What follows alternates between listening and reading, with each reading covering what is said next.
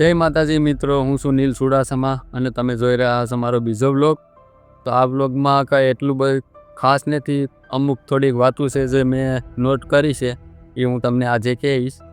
તો પ્લીઝ પૂરો બ્લોગ જોજો અને જો બ્લોગ સારો લાગે તો લાઈક કરજો, ચેનલને સબસ્ક્રાઈબ કરજો અને કમેન્ટમાં લખજો તમને બ્લોગ કેવો લાગ્યો છે.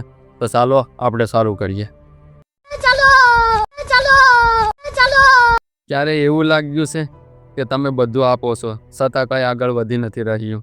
મહેનત કરો છો, સમય આપો છો અને છતાં પરિણામ શૂન્ય.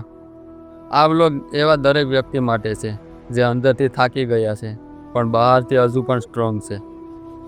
પણ દરેક સવાર ઉમંગ સાથે નથી આવતી. ક્યારેક સવાર આવે છે પણ મન હજી રાત્રિમાં ફસાયેલું રહે છે. સવાલ એ નથી કે તમે ઉઠો છો કે નહીં, સવાલ એ છે કે ઉઠ્યા પછી તમારું અંદર કઈ જીવન ચાલુ છે. લોકોને લાગે છે હાર એટલે મોટું નિષ્ફળતા, પણ સચ્ચાઈ એ છે હાર ધીમે ધીમે આવે છે.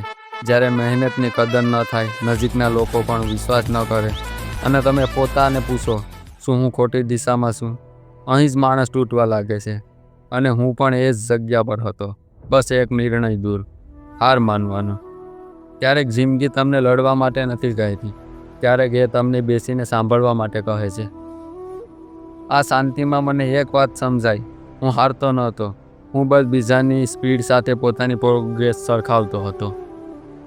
દરેક માણસનો સમય અલગ હોય છે. કોઈ આજે ચમકે છે, કોઈ કાલે ચમકે છે અને કોઈ થોડું મોડું.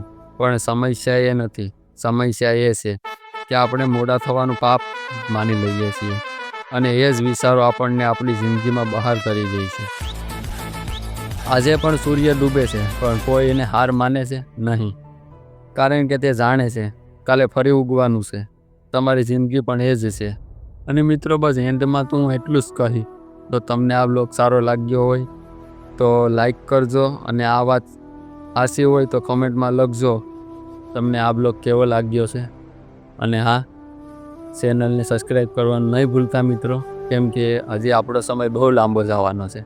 તો જય માતાજી મિત્રો.